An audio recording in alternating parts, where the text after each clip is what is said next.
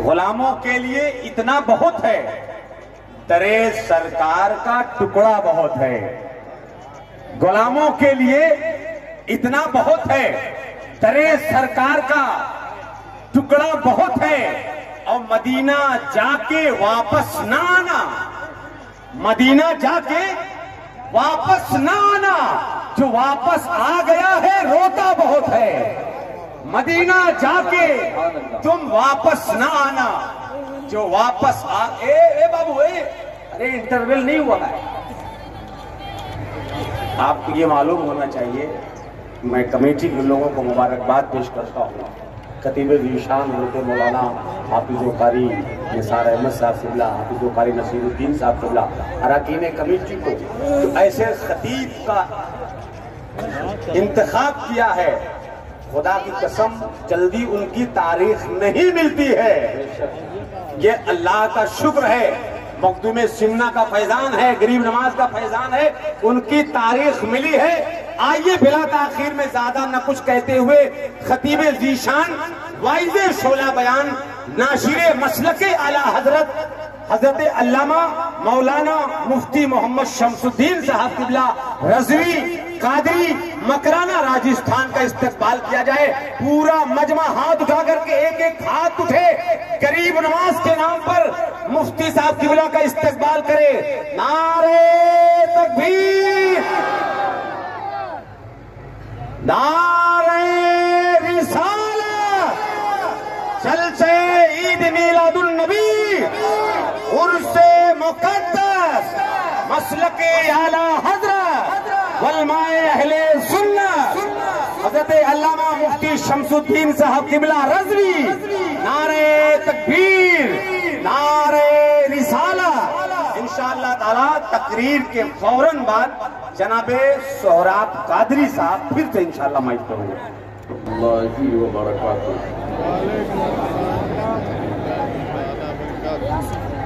अल्हम्दुलिल्लाह नहमदुहु व नुसल्ली व नुसल्लिमु अला रसूलिहिल करीम,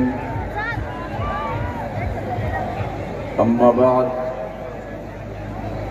फ़ाऊज़ु बिल्लाहि मिनश शैतानिर रजीम, बिस्मिल्लाहिर रहमानिर रहीम।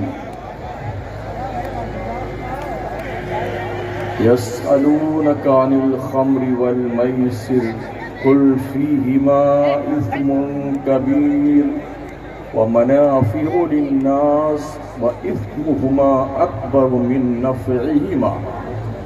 आमन्तु बिल्लाहि सदक़ल्लाहुल अज़ीम व बल्लगना रसूलुहुन नबियुल अमीनुल करीम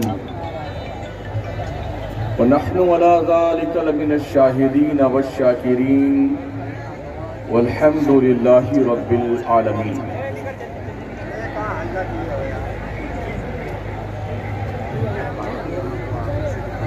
मेंबर नूर पे रौनक अफरोज़ उलमाए मिल्लत इस्लामिया, अइम्मे मसाजिद अहले सुन्नत, तालिबान उलूम नबविया, हाज़रीन बज़्म, दूर नज़दीक से इस बज़्म रहमत व नूर में शिरकत के लिए तशरीफ़ लाए हुए खुश अक़ीदा जिंदा दिल सुन्नी मुसलमानों, पहली बार अल्लाह के करम से मैं आपके इस कस्बे में मुहिब मुकर्रम हज़रत अल्लामा मौलाना कारी निसार साहब की विसातत से आप तक पहुंचा हूं।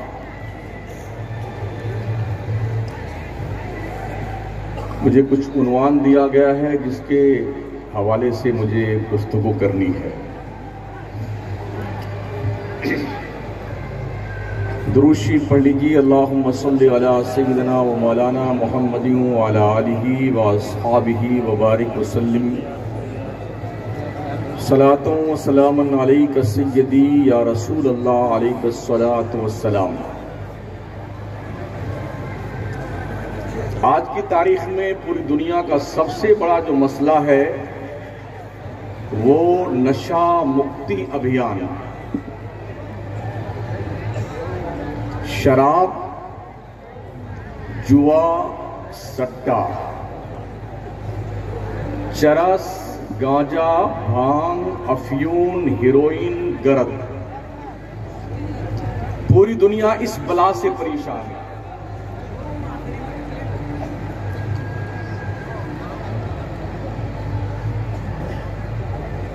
डॉक्टर परेशान है, लॉयर परेशान है, इंजीनियर परेशान है, मौलाना परेशान है, पीर साहब परेशान है, हिंदू परेशान है, मुसलमान परेशान है।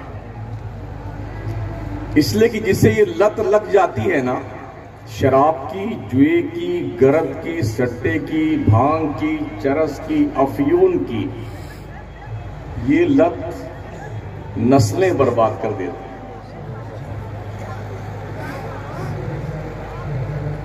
दुनिया के नक्शे पे सबसे ज्यादा नशा का इस्तेमाल यूएसए में होता है, अमेरिका में।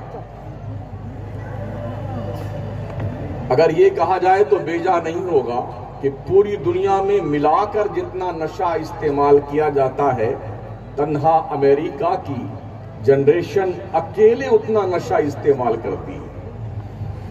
आप हैरत करेंगे, 7, 8, 9 साल के बच्चे और बच्चियों से लेकर के और कब्र में पैर लटकाए हुए बुढ़ों तक नशे के आदी हैं।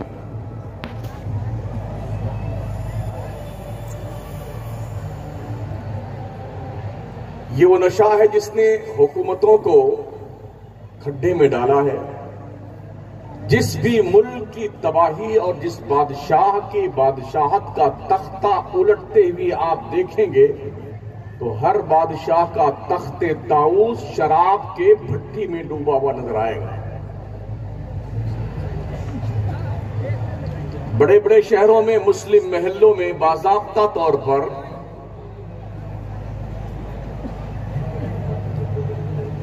इस नाम की गोलियां, एमडी करके गोली भी बाज़ाब्ता बाजार में हासिल है। इस शॉर्ट फॉर्म का फुल फॉर्म ये होता है एमडी के मतलब मुस्लिम डेथ।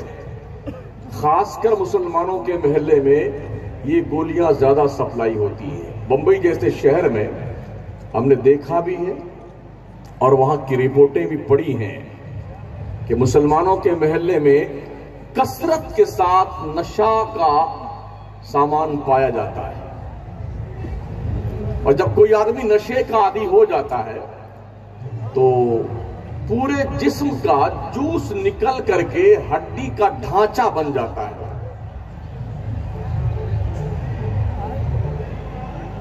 नशा करने वाला इंसान खुद भी परेशान रहता है, उसकी नस्लें परेशान रहती हैं, खानदान परेशान रहता है, घर बेच देता है, इज्जत बेच देता है, आबरू बेच देता है, बीवी बेच देता है।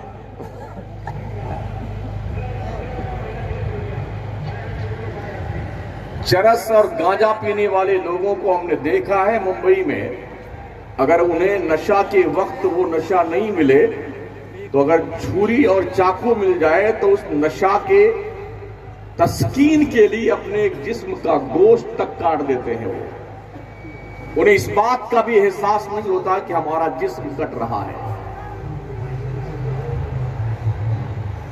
नशेड़ी आदमी की जो औलादें होती हैं ना, नस्लन बादा नस्लिन उसी नशे के ही दम पर जिंदा रहती हैं।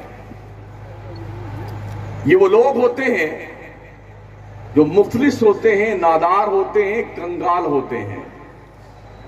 कहीं भी आपको मिल जाएंगे, कोई खाना खा रहा होता है तो टुक टुक उसे देखा करते हैं, कोई एक टुकड़ा दे दे खाने के लिए उसे।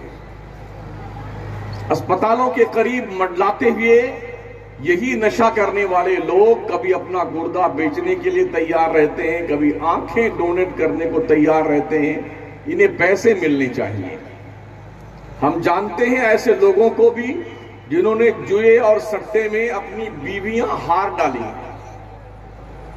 और बीवी को अपने गिरवी रख दिया है। 6 महीना जिसका पैसा बाकी था उसके ऊपर, उस आदमी को अपनी बीवी दे दिया। वो 6 महीना उसकी बीवी को रखा और जब पैसा उसके पास आया तो पैसा देकर गिरवी रखी हुई बीवी को छुड़ा के ले गया। आज की तारीख में ये बलाए नागहानी बदकिस्मती से हमारी मुस्लिम जनरेशन के अंदर ज्यादा पाई जाती है। अभी आते हुए मैंने देखा हमारी कौम के नौजवान बच्चे 10 साल से लेकर के 18, 20 और 25 साल के ऐसे नाच रहे थे, लगता है कि ये कहीं किसी की शादी में जा रहे हैं। जब अपने गौर किया तो देखा कि वो कोई चादर लेके आ रहे हैं बाबा के मजार पे पेश करने के लिए।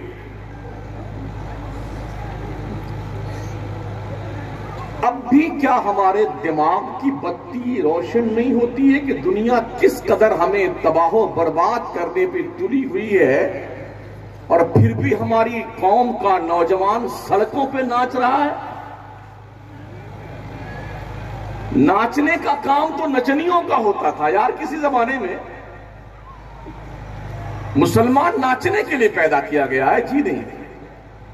पूरी दुनिया को अपनी उंगली के इशारे पे नचाने के लिए पैदा किया गया। नचाने से मुराद ये नाचना नहीं है, हाकिमियत का तस्वुर, फलाह बहबूद का तस्वुर।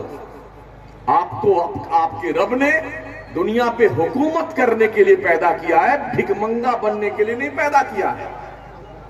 और जो कौम नशे की आदी बन जाए वो भिखारी बन जाती है, कल्लाश बन जाती है। मैंने ऐसे शराबियों को देखा है, शराब का एक घूंट पाने के लिए अपनी बच्चियों को ज़िनाकारी के हवाले कर दिया। ओ मुस्लिम कौम के लोगों, ये मुस्लिम बाहुल क्षेत्र है।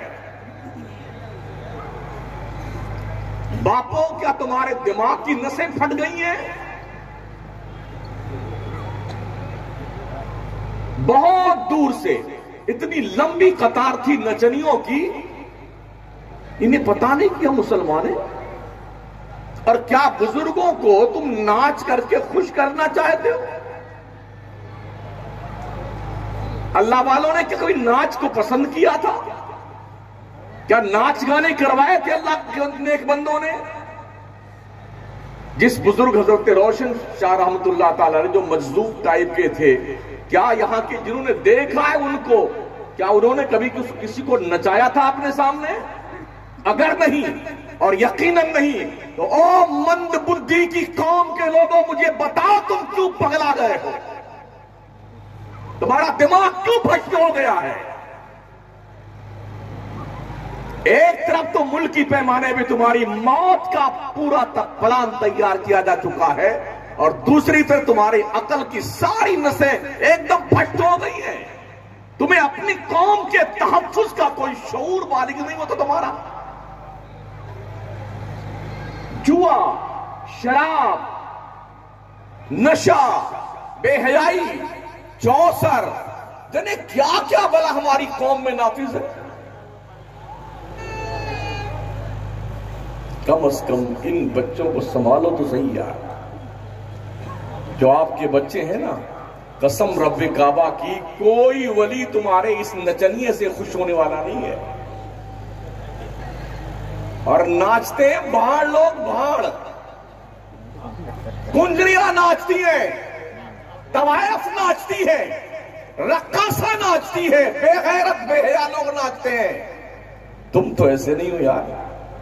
अल्लाह फरमाता वलिल्लाहिल इज्जा वलिरसूलिही वलिलमुमिनीन वलाकिन्नल मुनाफिकीन ला यअलमून। इज्जत रब के लिए है, इज्जत रसूल के लिए है, इज्जत मोमिनों के लिए है। मुनाफिक इस बात को नहीं जानता है। क्यों नाचते बच्चों? पढ़ाओ, इन बच्चों को पढ़ाओ। तैयारी यह है कि आइंदा 10 साल के अंदर तुम्हारा केस लड़ने वाला कोई वकील नहीं मिलेगा। तैयारी यह है मुल्क की, अगले 10 साल के अंदर तुम्हारा इलाज कराने वाला कोई डॉक्टर नहीं मिलेगा, इलाज करने वाला कोई इंजीनियर नहीं मिलेगा जो आपके मकान का प्लान तैयार करे। अगर तुमने अपने वकील नहीं पैदा किए, अगर तुमने अपने इंजीनियर नहीं पैदा किए, अगर तुमने अपने डॉक्टर नहीं पैदा किए, इंतजार करो कब तुम्हारी कौम को धक्का मार करके कब्र में उतार दिया जाएगा। इंतजार करो। अगर थोड़ी सी भी शऊर की कोई रोशनी दिमाग के किसी झरोके के रोशनदान में पहुंचती है, दिल के निहाखाने में, तो थोड़ी देर के लिए गौर कर लीजिएगा। अल्लाह इरशाद फरमाता है, यसअलूनका अनिल खम्रि वल मैसिर, ए महबूब तुमसे लोग पूछते हैं ना शराब और जुए के बारे में, कुल फीहिमा इस्मुन कबीर, तू फरमा दे मेरे बंदों से कह दे इन दोनों चीजों में बहुत ज्यादा गुनाह का काम है। व मनाफिउ लिन्नास, कुछ फायदा है लोगों का, मगर व इस्मुहुमा अकबर मिन नफ़इहिमा, इसका जो गुनाह है इसके मुनाफा से बहुत भारी है। ये अल्लाह फरमाता है।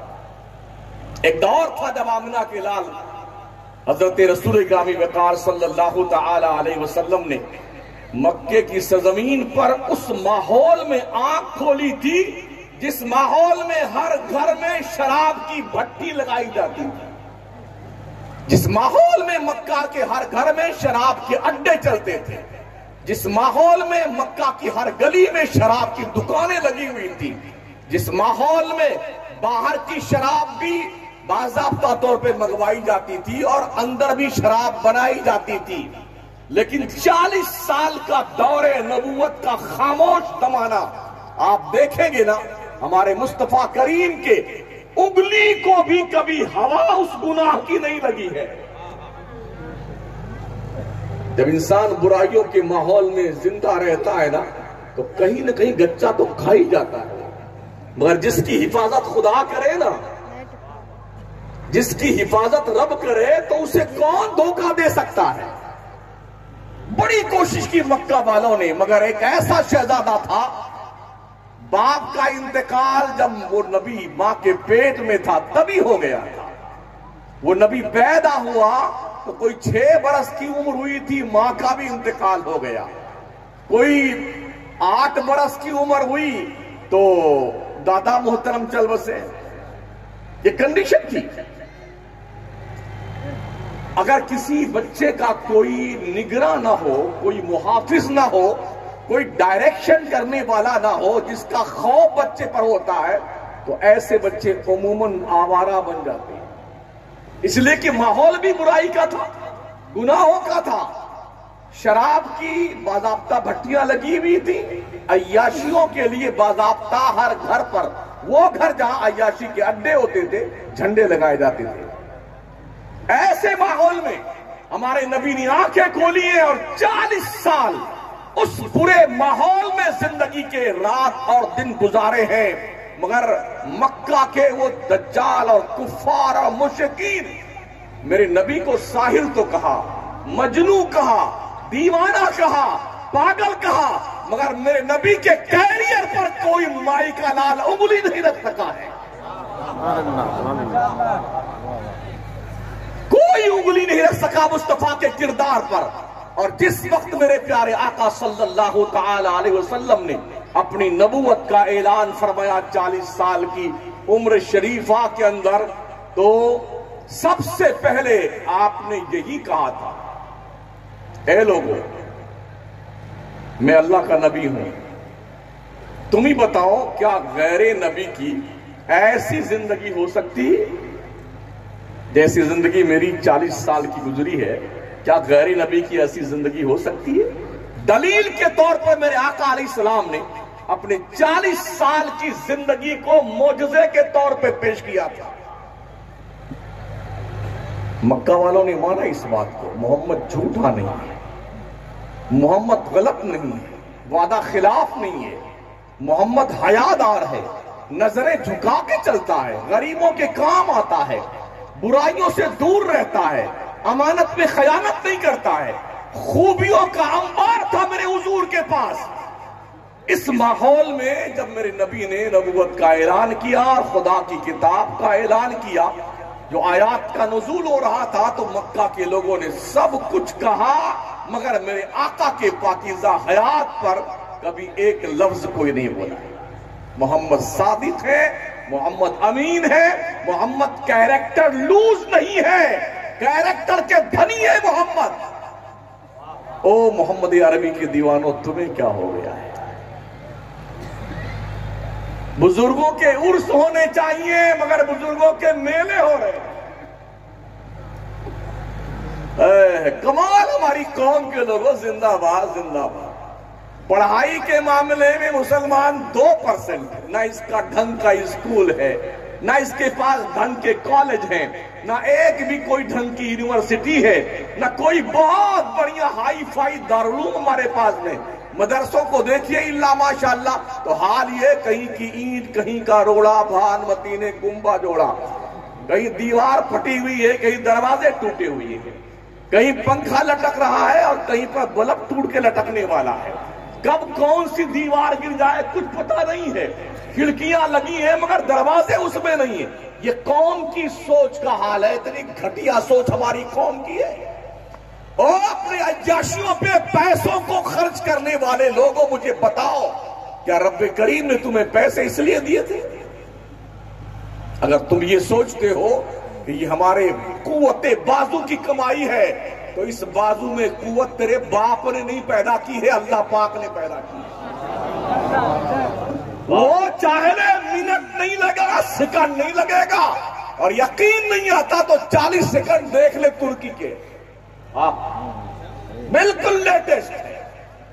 40 सेकंड के अंदर जो अरबपति थे भिखारी बन गए, जो बॉडी बिल्डर थे कड़ियां टूट गई, अस्पताल में मौत के करीब पहुंच चुके हैं, जो जिंदा थे वो मुर्दों की फहरिस्त में, और अब तक लाशें मलबे के नीचे दबी हुई हैं, निकाली नहीं जा सकी हैं। जो कई कई बिल्डिंगों और महलों के मालिक थे, वो एक एक पाव और एक एक रोटी मांगने के लिए कतार में खड़े हुए थे। ये 40 सेकंड भी बहुत है। मेरा रब चाहे ना, अल्लाह फरमाता है, इन्नमा अमरुहु इज़ा अरादा शैअन अन यक़ूल लहू कुन फयकून। अल्लाह जब चाहता है ना, जो इरादा करता है उसे देर नहीं लगती, वो कहता हो जा, बस हो जा। रब ने कहा हो जा। तुर्की, लेबनान, सीरिया, 3 मुल्कों की तकरीबन नहीं तो 10 लाख बिल्डिंगें धराशायी हो गई। ओ मुंबई कमा करके सटियाए हुए सेठों, ओ भंगार का धंधा करने वालों, फैक्ट्रियां लगाने वालों, खेती बाड़ी का काम करने वालों, तुमने क्या समझा है? अगर आसमान से बारिश ना हो, तुम्हारा बाप एक पौधा नहीं उगा सकता। फिर भी तुम्हें खुदा की रहमत पर यकीन नहीं आता है। फसल पक जाए खेत की, और अब 2-4 दिन में गेहूं और धान काटा जाने वाला हो, और आसमान पे बूंदाबांदी के असरात जाहिर होने लगे ना, तो फिर पूछिए उस किसान से, अरे अल्लाह थोड़ा रोक ले। क्यों बिलबिला रहा है पगला? क्यों मरा जा रहा है? तू रोक ले, इसको रोक ले, अपना धान गेहूं रोक दे, बता। ऐसे भी हालात हमने देखे, फसल यूं खड़ी की खड़ी। अल्लाह ने बारिश की, पत्थरों की, पूरा वजूद धराशायी हो गया। कास्फिन माकूल, जैसे खाई हुई खेती होती ना, ऐसे धान गेहूं के पौधे और बालियां सब बिखर के नष्ट हो जाती हैं। नहीं हुआ ऐसा? अरे अभी देखा नहीं था, जो बारिश आई थी तो तराई के इलाके में कम से कम 5-5 दिन लोग पेड़ में बैठे हुए थे। हाँ, पेड़ पे बैठे थे। अरे कोई लुकवा दिलाना खाने का मन तो कहीं के। जब तक अल्लाह तुम्हें छूट देता है ना बेटे, पगलाए फिरते हैं, मेरा कोई क्या दिखाएगा। अबे 5 मरतबा जुलाब लग जाए ना, ये छुहारा बन जाए सूख करके। हाँ, जो सेब लचक गाल लिए बैठा हुआ है। और भीड़ लगी औरतों की, वहां से लेके यहां तक और यहां से लेके वहां तक। क्या है ये मेले का? क्या कॉन्सेप्ट है इस्लाम में? उलमा से पूछिए। ये जंगलीपन है, जंगलीपन। मेला बेहया लोग करते हैं, बेगैरत लोग करते हैं, बेशरम लोग करते हैं, जिनकी कोई इज्जतें नहीं होती, वो मेला लगवाते हैं। और कहीं उर्स देखिए, कहीं जलसा देखिए, बाद आता ये साहब झूला लग रहा है, वो उल्टा कुआं होता है और क्या क्या होता। अरे हमारी खवातीन बुर्का पहन पहन के वहां कूद रही होती है। घर के जिम्मेदारों सुनो, कान खोल के, मुस्तफा करीम फरमाते कुल्लुकुम रायु व कुल्लुकुम मसऊल अन रअयतिही। तुम में का हर शख्स चरवाहा है, उसकी रेवड़ के बारे में उससे पूछा जाएगा। अगर तेरे रब ने पूछा तुझसे, ओ इसका नाम क्या, अमा डोबा के लोगों, हमारे वली के आस्ताने करम पे मेला लगवा के तुमने औरतों की नुमाइश करवाई थी, तुमने वहां पर बाज़ाब्ता तौर पर डिस्को डांस करने के लिए अपनी नौजवान नस्लों को नंगा करके नचवाया था तुमने, तुम्हारे पास जवाब कोई है?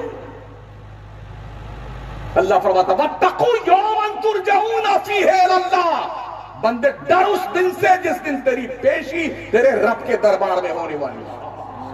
क्या समझता है हिंदुस्तान की पुलिस है जो 100 रुपया पकड़ा दो भाग जाए पीछे से, वो ठुकाई होगी बेटे ना, भेजा बाहर आ जाएगा।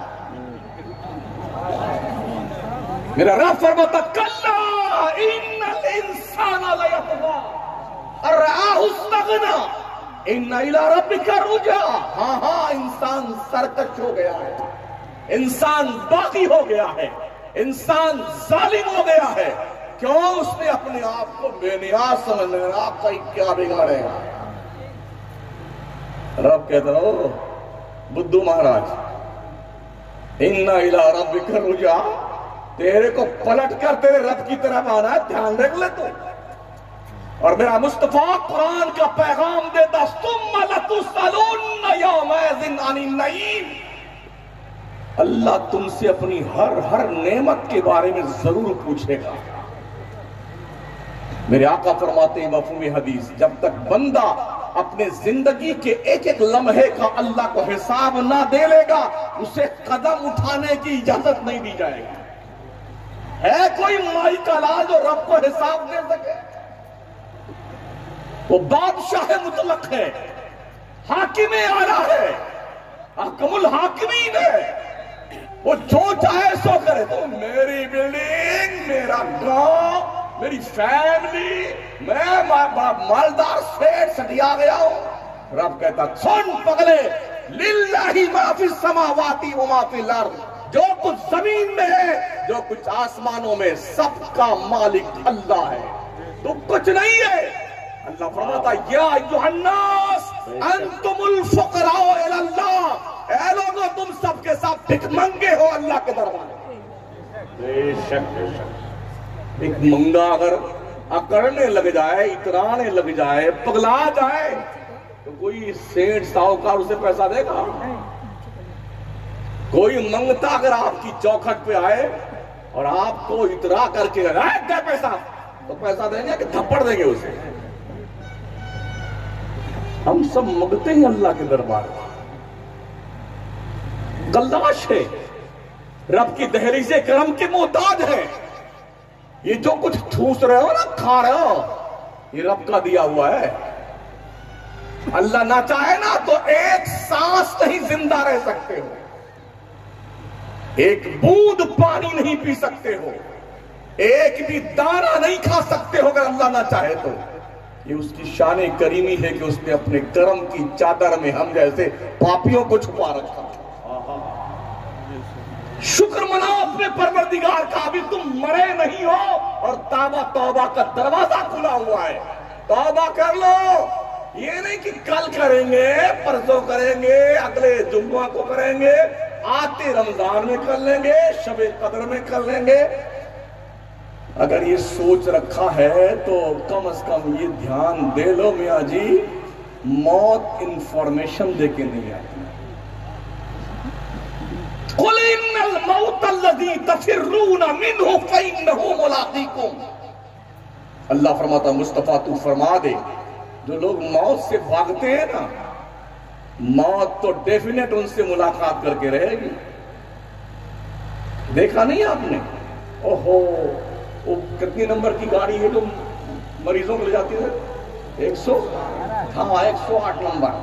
जब कहीं उसका हार्न बज जाता किसी महल्ले में ना, तो आदमी चबर कोई जा रहा है, अल्ले भागा जा रहा है, लखनऊ जा रहा है, गोरखपुर जा रहा है, घंटा बजाते सब हटो, इमरजेंसी इमरजेंसी। डॉक्टर महोदय कहते भाई मेरा काम तो मैं कोशिश करता हूँ, बकिया सब दुआ करिए, लास्ट स्टेप है ये, अंतिम संस्कार की तैयारी कर लीजिए। डॉक्टर के चेहरे का होलिया देखने के बाद जितने घर वाले जाते हैं, अरे डॉक्टर साहब खैरियत है खैरियत, इंतजार कीजिए, लगा ले पैसा लगा ले, तेरे बाप का अगर हिम्मत है ना तो जिंदा कर ले, मरने वाले इंसान। फिर भी अकल में बात नहीं बैठती है। मेरे आका सल्लल्लाहु तआला अलैहि वसल्लम के प्यारे दीवाने हजरत अबू उमामा रज़ी अल्लाह ताला रिवायत फरमाते हैं, जब एक जमाना आएगा कौम में बुराई की कसरत होगी, शराब पी जाएगी, जुए खेले जाएंगे, रेशम के कपड़े पहने जाएंगे, नाचने वाली औरतें इकट्ठा की जाएंगी, कव्वाल और कव्वाला बनाए जाएंगे। हाँ, तो जान दो फिर क्या होगा? फिर ऐसा होगा कि खस्ते जमीन का वाकया पेश आएगा, जमीनें धसा दी जाएंगी, गांव धस जाएगा।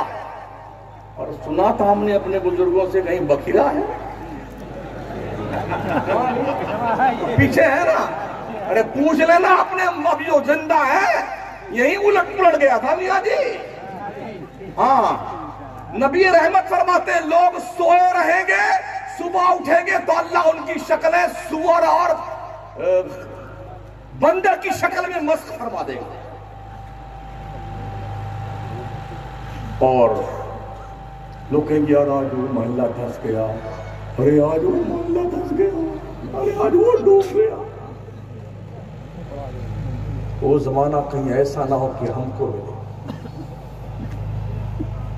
याद रखें साथियों, हर नशा आवर चीज हराम है। मेरे आका का फरमान है, हर नशा आवर चीज हराम है, और जिसका कसीर तादाद में हिस्सा हराम है उसका अकल्ले कलील तादाद में भी हिस्सा हराम है। शराब क्या है? हराम है। पेशाब क्या है? सूअर का गोश्त क्या है? हराम है। तो जो शराब पीता है गोया वो सूअर का गोश्त भी खाता है, हुर्मत में कोई फर्क नहीं है, हुक्म में अल्लाह का। जो शराब पीता गोया वो पेशाब भी पीता है।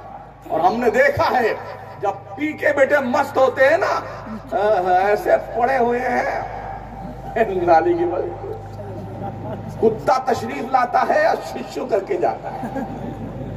वो क्या समझता, कोई अमृत धारा टूट पड़ी है ना? देखा नहीं देखा? हम तकरीर चलते, रास्ता चलते बनाते रहते। हाँ, देखते हैं इन लोगों को। अच्छा, जिस वक्त आदमी को नशा का एक भूत सवार होता है ना, हमने बंबई में देखा है, दो मंजिल से कूद जाता नीचे, और इतना वजनी सामान अकेले लेके भाग जाता है, अगर उसको रख दे तो 5 आदमी उठा न सके। मगर वो जो जोश और जुनून होता है ना नशे का, उस नशे में बड़ी से बड़ी चीज लेके भाग लेता है, लेकिन जब रखता है तो फिर उठने के काबिल नहीं होता है। तो जो आदमी शराब पीता है गोया वो पेशाब भी पी सकता है, और या पी रहा है। खिंजीर का गोश्त भी, हुर्मत में सब बराबर है।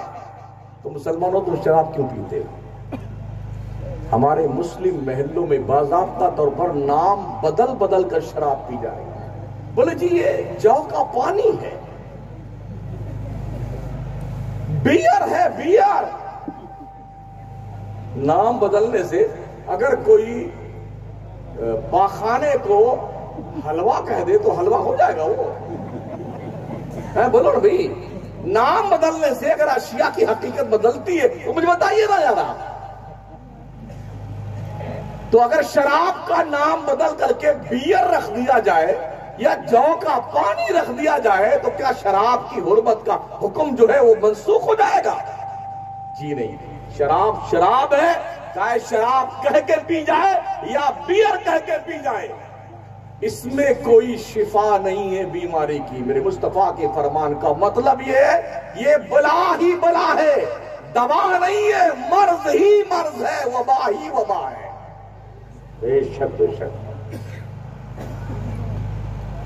उम्मुल मोमिनीन सैयदा उम्मे सलमा ने एक बार कुछ नबीज के कतरात रखे थे। आका ने पूछा क्या है? कहा ये शराब है, हमने बीमारी के लिए दवा के लिए रख छोड़ा है। आका फरमाते हैं अल्लाह ने हराम चीजों में शिफा नहीं रखी, दवा दी। तो पहला हुक्म आया अल्लाह का क्या? क्योंकि जिस माहौल में मेरे मुस्तफा रहते थे वहां शराब बड़े धड़ल्ले से पी जाती थी। और जब कोई लोग किसी की दावत करते थे ना, तो जैसे हम लोग आज की तारीख में हम माशाल्लाह शरबत पीजिए जी, जूस पीजिए, पानी नोश फरमाइए, तो लोग शराब लाते, शराब नोश फरमाए, तवज्जो फरमाइए इधर, तो लोग शराब पीते थे। इतनी अहमियत शराब की थी कि अगर किसी से बदला लेना होता था मक्का में किसी आदमी को, तो शराब के कटोरे में उंगली डाल के कसम खाता था, कसम है मुझे इस शराब की, जब तक बदला नहीं ले लूंगा शराब को हाथ नहीं लगाऊंगा। ये तरीका था। कितनी मोहतरम थी शराब उन लोगों के नजदीक जिस माहौल में ये शराब पी जाती थी। लेकिन क्या कमाल किया अमेला के लाल ने, वाह वाह। बुराई को अचानक तब्दील नहीं किया, खत्म नहीं किया, इसलिए कि बरसों से सदियों से ये बुराई चली आ रही थी। कैसे पाकीज़ा सिफात के लोग थे जिनको हुजूर की सहाबियत का शरफ हासिल था। कंडीशन ये हुई कि जब ये हुक्म रब्बी पहली बार आया, यसअलूनका अनिल खम्रि वल मैसिर कुल फीहिमा इस्मुन कबीर व मनाफिउ लिन्नास व इस्मुहुमा अकबर मिन नफ़इहिमा, तो बहुत ही काबिल लोग थे मक्के में, शराबी थे, डकैत थे, लुटेरे थे, अय्याश थे, लेकिन इतने जीनियस लोग थे, ऐसे खड़े खड़े और बैठे बैठे। आज तो हमारे शायरों को घंटों लग जाते एक मिसरा बनाने में, घंटों, और वो फिलवदी 100 अशार बैठे बैठे ऐसे कह जाते थे। इतने काबिल लोग थे। कभी गुलामी एक्सेप्ट नहीं की मक्का और हिजाज के लोगों ने, लड़ते रहे, फिरते रहे, गुलाम नहीं बने कभी मक्का के लोग। उस माहौल में मुस्तफा ने आंखें खोली थी, यहां शराब का दौर दौरा था। लेकिन जब ये हुक्म रब्बी आया ना, तो लोगों ने भांप लिया कि बहुत जल्दी इसकी हुर्मत का कानून लागू होने वाला।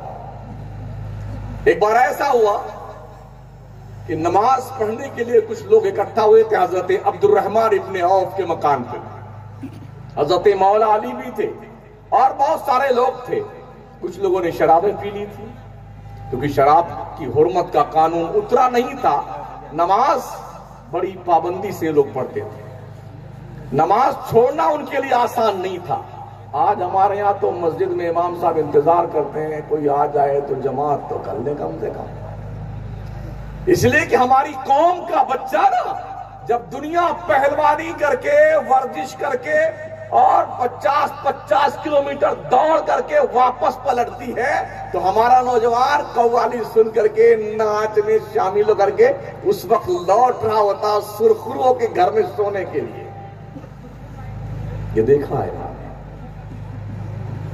हम निकलते हैं ना सड़कों पे, तकरीर करके वापस लौट रहे होते हैं, तो सड़कों पे पूरे मुल्क में वर्जिश करने वाले, दौड़ लगाने वाले, फोर्स में भर्ती होने वाले, पुलिस में भर्ती होने वाले मुसलमान कहीं नहीं दिखता है, सब गैर ही दिखते हैं।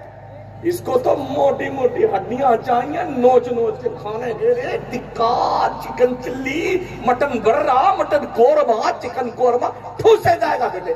अरे तेरे से अच्छा खाना कोई खा नहीं सकता, कम से कम बॉडी बिल्डर ही बन जाए यार,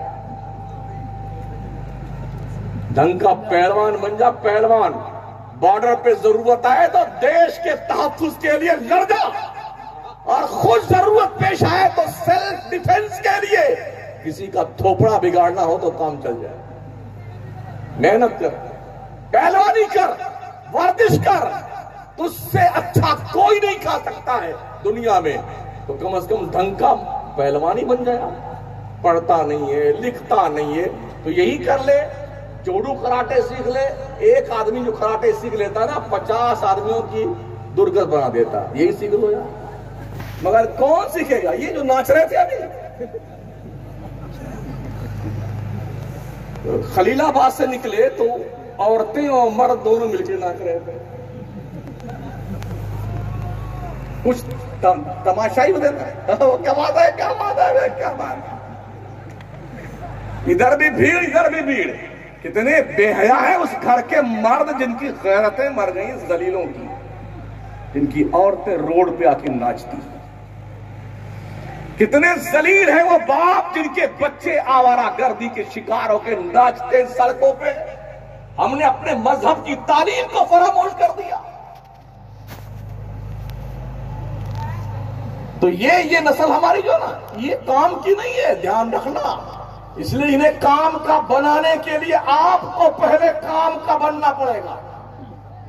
मक्का के उस माहौल में लोगों ने महसूस कर लिया, न सब इकट्ठा हुए थे, दावत खा ली, खाना वाना खा लिया, तो अब शराब परोसी गई। कुछ ने पिए, कुछ ने नहीं पिए।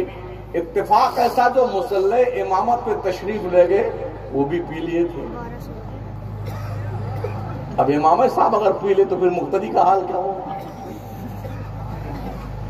अब जब नमाज शुरू करी उन्होंने तो शुरू किया, कुल या अय्युहल काफिरून आबुदु मा ताबुदून, ला आबुदु मा ताबुदून को छोड़ के आबुदु मा ताबुदून। जब ये खबर हुजूर तक पहुंची तो कल्बे नाज़ मुस्तफा को बड़ी तकलीफ हुई। रब ने कुरान में दूसरी आयत नाजिल की, या अय्युहल्लज़ीना आमनू ला तक़रबु स्सलात व अंतुम सुकारा। ओ ईमान वाले, नशा की हालत में नमाज से करीब मत आया था। ये दूसरा हुक्म अल्लाह का आया। तो अब लोगों ने ज्यादा महसूस किया, यार बहुत जल्दी ये हराम होने के करीब होती जा रही है। कुछ लोगों ने तौबा कर ली वक्त से पहले। फिर आखिरी फरमान अल्लाह का आया, इन्नमल खम्रु वल मैसिरु वल अंसाब वल अज़लाम रिज्सुम मिन अमलि शैतान फज्तनिबूहु लअल्लकुम तुफ्लिहून। ये हुक्म रब्बी आया मुकम्मल बाइकाट शराब का। तो चूंकि 2 मरतबा में बंदों की तबीयतों को टच करके तैयार किया गया था एक ऐसे माहौल में लाने के लिए तो शराब की मुक्ति के बाद का माहौल हो, और फाइनल डिसीजन अल्लाह का आया। हम सैयदा अम्मा आयशा सिद्दीका फरमाती हैं, हमने देखा कि मदीने की गलियों में पानी नहीं शराब बह रही। जिसके घर में जो मटका भरा हुआ था लाके यूं पटका सर के ऊपर। अच्छे कीमती प्याले थे जिसमें शराब नोश फरमाई जाती थी।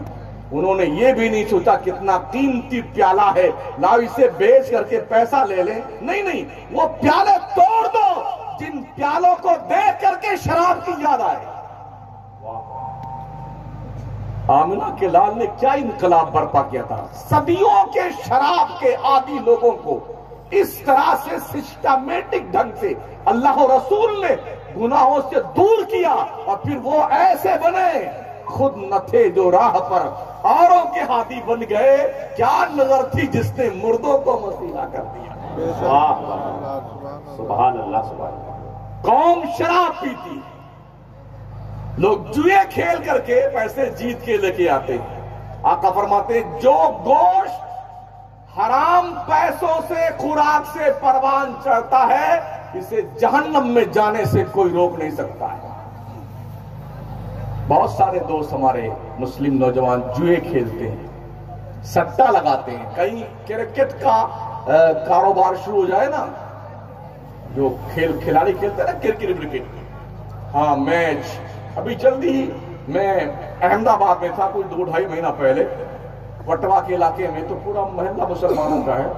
जब मैं उस मोहल्ले से गुजरा तो मुझे ऐसा लगा कि सब मर गए इस गांव में। एक भी आदमी कहीं दिखता ही नहीं था, साफ कमरा बंद किए हुए। जब मैं अपने दोस्त के पास पहुंचा, क्या बात है यार, क्या यहाँ सब मर गए हैं या कहीं चले गए पूरे मोहल्ले को? कहा नहीं, आज मैच है इंडिया और पाकिस्तान।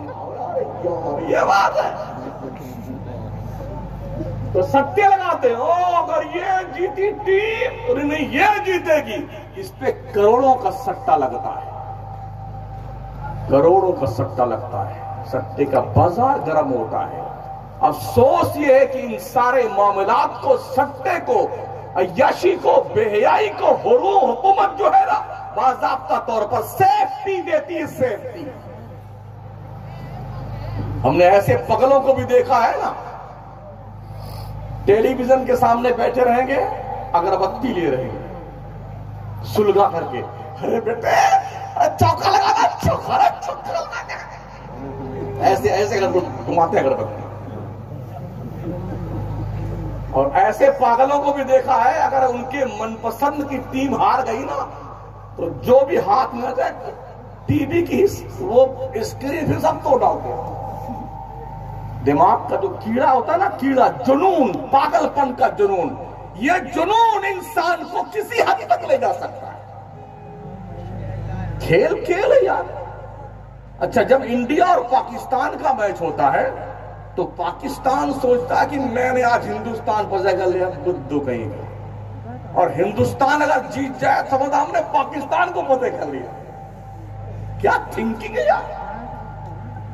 यानी मैच के मैदान में मैच जीतने वाला हिंदुस्तान और पाकिस्तान फतेह कर लेता है। इतने पटाखे फोड़ डालेंगे जितने में सैकड़ों बेवा का घर बस जाए और सैकड़ों गैर शादीशुदा बच्चियों की जो है शादियां हो जाए, और हजारों बच्चे जो यतीम है ना उनके मकान बन जाए, उतने में फोड़ फाड़ के बराबर पैसा। कौम के उसी जिम्मेदार से अगर कहा जाए कि यतीमों के लिए, गरीबों के लिए, लाचारों के लिए, बेवाओं के लिए फंड इकट्ठा कीजिए, धंधा बहुत मंदा चल रहा है, अभी कोई ज्यादा आमदनी नहीं है। तेरे बाप की खबर से आई थी आमदनी। ये पैसे कहां से आए थे? सट्टेबाजी के लिए। ये पैसे कहां से आए थे? जुए खेलने के लिए। ये पैसे तुमने कहां से इकट्ठे किए थे?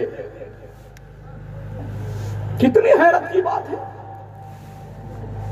हम मुसलमान अपने घर को कंट्रोल नहीं कर सकते, घर को मैनेज नहीं कर सकते यार। और यह भी बड़ी हैरत है साथियों। मुझे हैरत इस बात पे होती है जब हमारी हुकूमत बड़ी सतर्क होती इस मामले में कि मंशियात के धंधे नहीं होने चाहिए, लेकिन अभी कोई 3-4 महीना पहले गुजरात के एक पोर्ट पर जो समंदर के किनारे है, साहिल पर, वहां पर टनों के हिसाब से कंटेनर भर भर करके मंशियात तशरीफ लाई। हुकूमत ऐलान भी करती, इतने करोड़ रुपए का गांजा जब्त किया गया, इतने करोड़ रुपए की भांग जब्त की गई, इतने करोड़ रुपए का अफयून जब्त किया गया, और सारी खेतियां धड़ल्ले सो रही हैं अफयून की। मतलब चोर से कहते हैं चोरी करो और शाह से कहते हैं जागते रहो। दोनों काम होता है। मार्केट में आएंगे, कोई पॉलीथीन में केला वाला बेच रहा है बेचारा ना, तो सारी पॉलीथीन जब्त कर लेंगे, फाइन वाइन मार देंगे। और जब कंपनी पॉलीथीन बनाती है तो उसके पैसा दीजिए, आप कितना भी सेल कीजिए, कोई दिक्कत नहीं। ये हो रहा कारोबार। कंपनी बंद करो, कंपनी। ये बेचारे गरीब आदमी केला किस में बेचेंगे?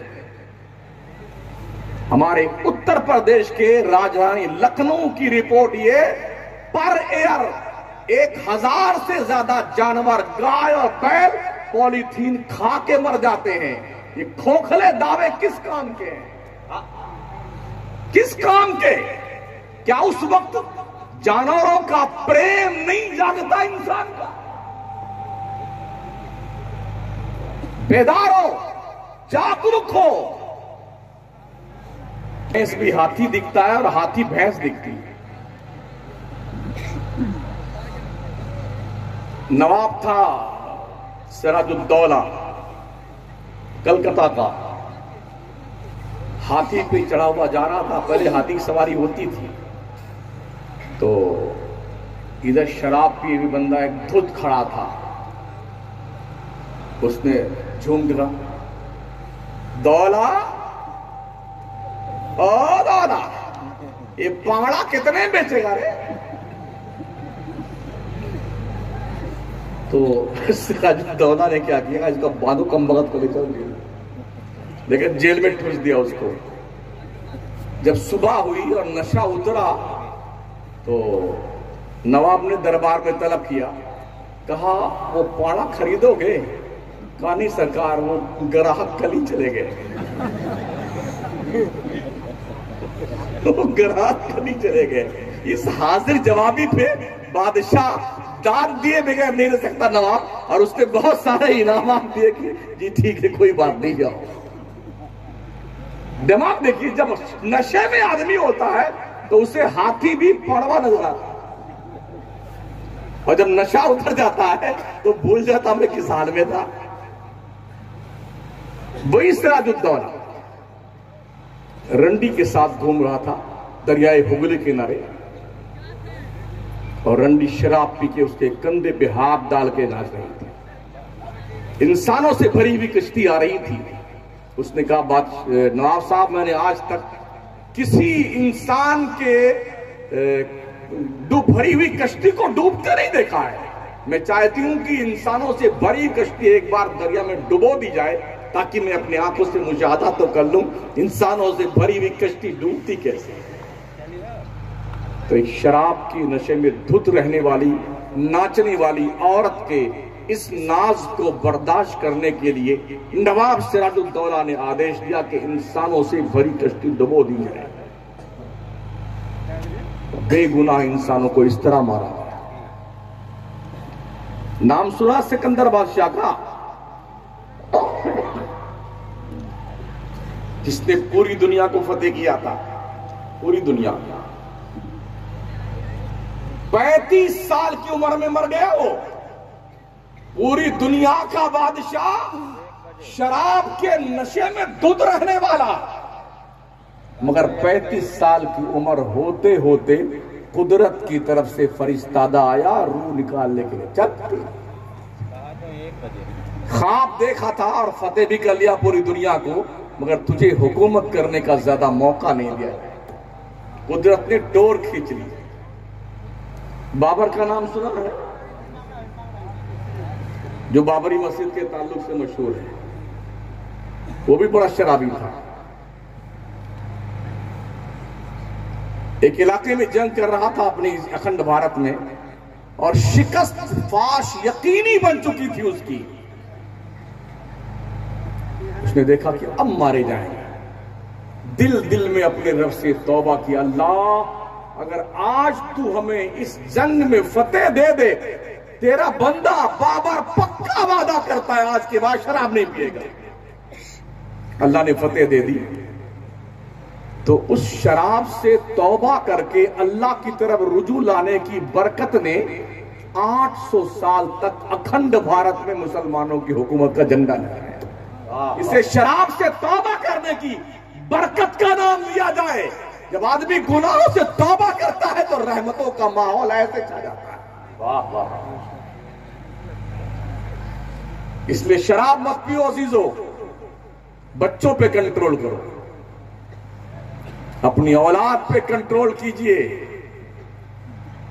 और जो ये मोबाइल देखते हैं ना बच्चे, इसी मोबाइल को देख देख करके और उसी को बाज़ाब्ता दोहराना चाहते हैं। नाचना, गाना, डांस करना और अगड़े मगड़म करना, ये सब उसी से सीखते हैं। दुनिया भी एक तरफ से लगी हुई कि मुसलमान को तबाह किया जाए, और मुसलमान भी माता पिता आजाद है, हम तो इसी काम के लिए है ही नहीं कि तबाह हो जाए। चंगेज ने तबाह किया बगदाद को, पूरा इलाका सत्यानाश कर दिया, मार मार के गुदड़ी बिछा दी सब मुसलमानों की। अल्लाह की कुदरत का इनकार करने वालों या बहुत हल्का समझने वालों, याद रखना जब अल्लाह की लाठी पड़ती है तो चोट बहुत जोर से लगती है। इन्न बत्श रब्बिका लशदीद, अल्लाह फरमाता तेरे रब की पकड़ बहुत सख्त है। जब अल्लाह पकड़ता है ना तो सुन लो लोगों, जन्नत बना करके शद्दाद जन्नत देखने नहीं पाया। 1000 साल की उम्र पाया था, 1000 बीवियां थी उसके निकाह में। वक्त के पैगंबर ने कहा अल्लाह की वहदानियत को मान ले, जन्नत में जाएगा। उसने कहा जन्नत कैसी होती है? कहा हूर, गिलमान, कसूर, मुश्को अंबर की दीवार, हीरे जवाहरात, याकूत, जमर्रत, इस तरह के पेड़ पौधे और ये तस्वुर। उसने कहा अच्छा। उन्हें आदेश दिया जन्नत बना दो जी। जन्नत बन के तैयार हुई। इंजीनियरों से कह दिया उस शद्दाद ने जब जन्नत बन के तैयार हो जाए मुझे इंफॉर्मेशन देना, मुझसे पहले मेरी जन्नत कोई देखने नहीं पाए। ठीक है बादशाह सलामत, आपके आदेश की पालना की जाएगी। जन्नत बन के तैयार हुई। इंजीनियर लोगों ने आके बताया चलिए महाशय जी आपकी जन्नत तैयार हो गई है, जियारत फरमा लीजिए। ढोल धमाके के साथ चले महोदय जी, वजीरों के साथ घोड़े घोड़े पे बैठ करके, दुल्हा बन करके, ताजवाज सजा करके। और जब बिल्कुल मेन गेट के करीब पहुंचे ना तो देखा उधर से एक बुढ़ा ऐसे डंडा टेकता हुआ निकल रहा था मेन गेट से। बड़ा जलाल आया, खबीस, मेरी जन्नत मुझसे पहले देख के आ रहा है।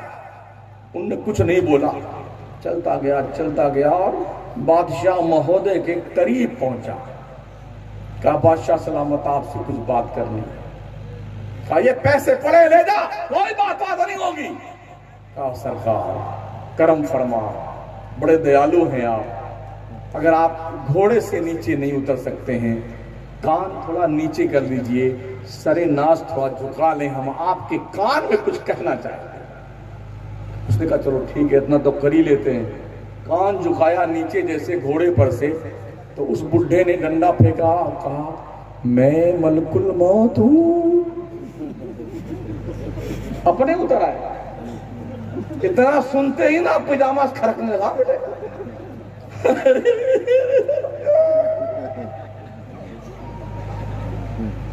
अरे जन्नत देख लेने दे, बड़ी मेहनत से बनाई। चुप रहना, चुप, तेरी ऐसी मेरे रब ने हुक्म दिया है तेरी जन्नत की चौखट पे तुझे पटक कर मारूंगा और तुझे तेरी जन्नत नहीं देखने दूंगा। बड़ी लजाजत करता रहा मगर मलक मुल्क तेरे होश ठिकाने कर ले। अल्लाह का हुक्म आया है कि इस बंदे को इसकी जन्नत पे की चौखट पे मारना है। दिल का अरमा दिल में रह गया।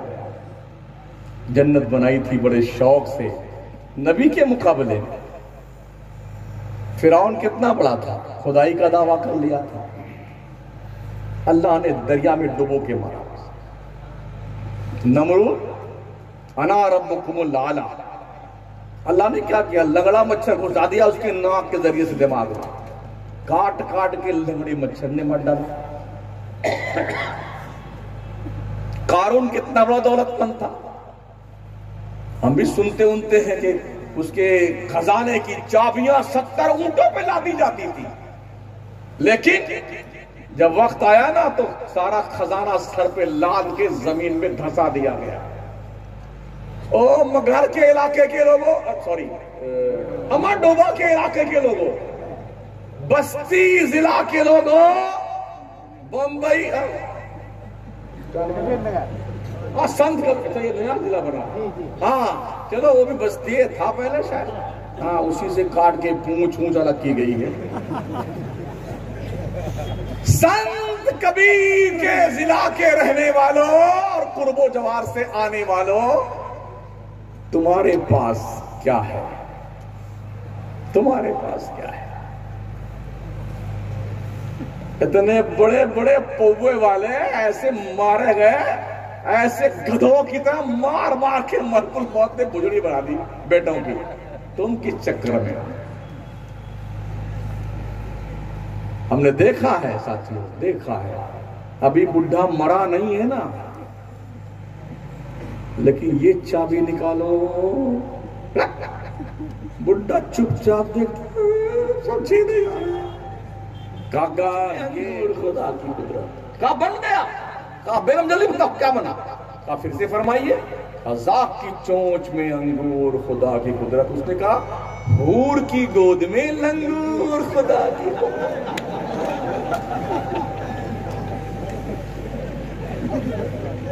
खुदा के लिए ऐसा मत करो यार। मियां देखो, कुफू देखो, है ना।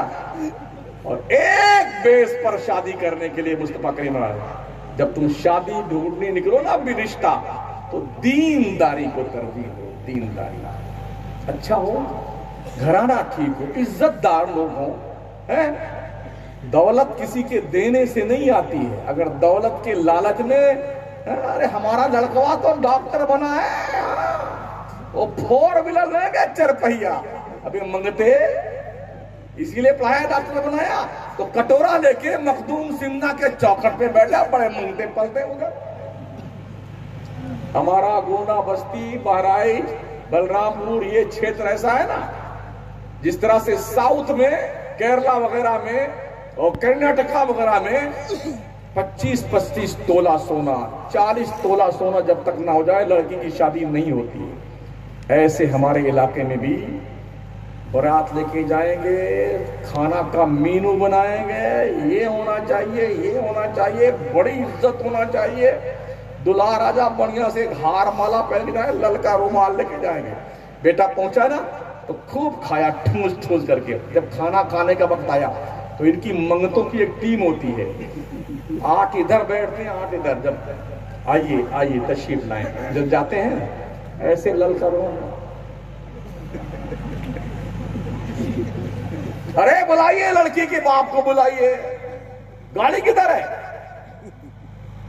बेचारा कैसे लाके देता है, ठीक है। और फिर नहीं खा देखा, अभी बिस्मिल्लाह कीजिए, तो फिर इशारा करते हैं, अरे जरा इन मंगतों को भी 55 रुपए दे दो, ये शय वाला है, शय वाला।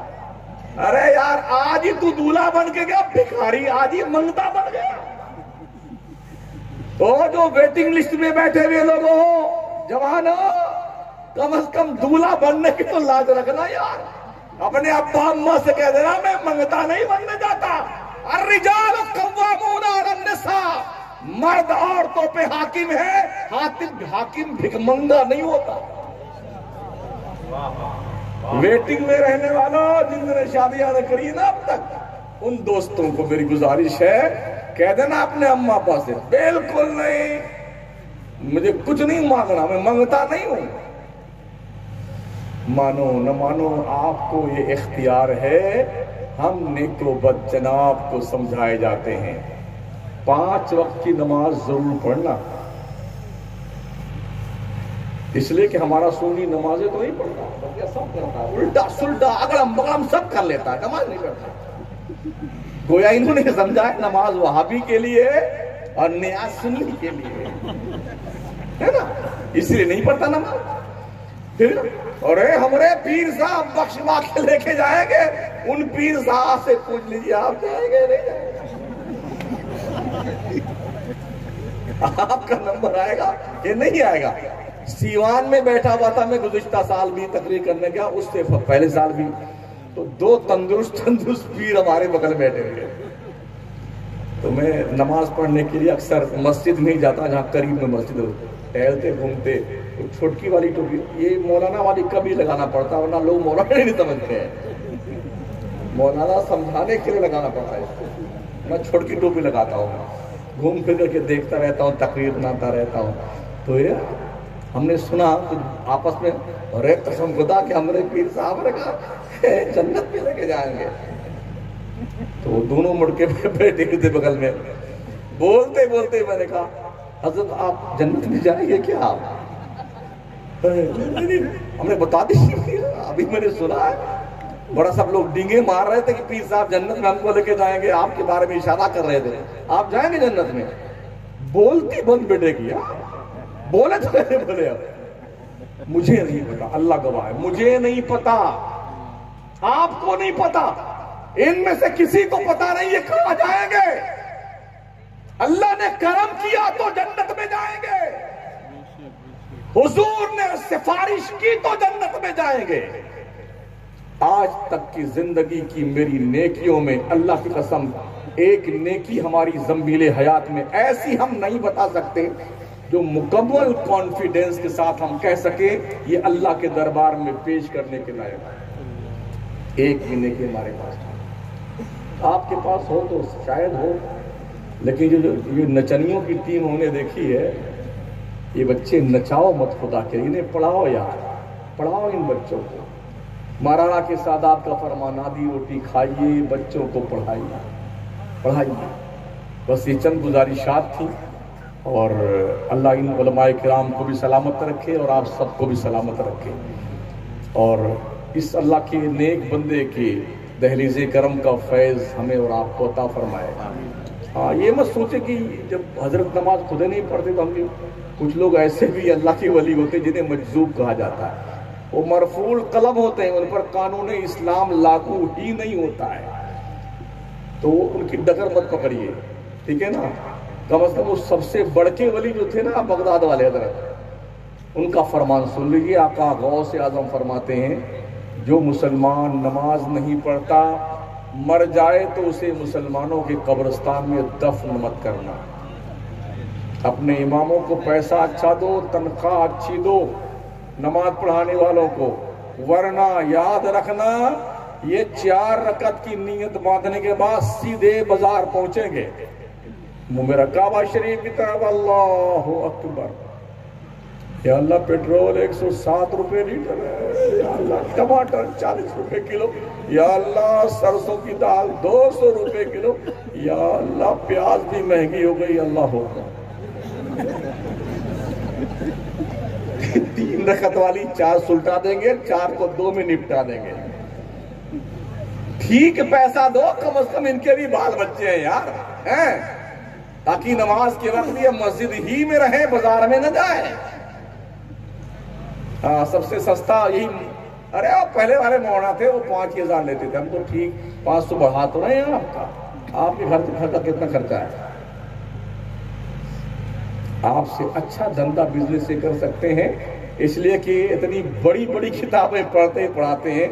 बाबुल बुयू जो है ना, छान मारते हैं, बे ताती क्या है, बे सलम क्या है, बे मुजारबत क्या है, हाँ, बे फस कब होती है, मुनक़िद कब होती है, ये सब पढ़ते पढ़ाते हैं। आपसे अच्छा धंधा बिजनेस कर सकते हैं, लेकिन अगर इन्होंने ये दीन का काम संभाला है ना, तो कम से कम इनका एहसान मानो, एहसान। वरना अगर ये न रहे ना, तो अभी लॉकडाउन में बगैर जनाजे के सुलटाए गए बेटे, नहीं। 2.5 साल 2 साल गुजरे नहीं अभी जी। हटो बचो, हटो बचो। जैसे कोई एक मरीज अस्पताल में पहुंचता था ना कि कोरोना का, लगता बम फूट गया अस्पताल में, सारा हड़कंप मच जाता, सारे मरीज के जाने वाले, डॉक्टर, कंपाउंडर, नर्से फरसे सब एकदम भूत लगते, भूत कम बखाता पहन करके। और कोई मर गया ना, हथड़ी, गुर्दा, कलेजी, पचौनी, जिगर, आंखें, सब ब्रेन सब बेच डाला निकाल रहे थे। गंदा पानी कारोबार चल रहा था और कहानी खत्म। अब 2 पुलिस की कस्टडी में और ले गन मशीन।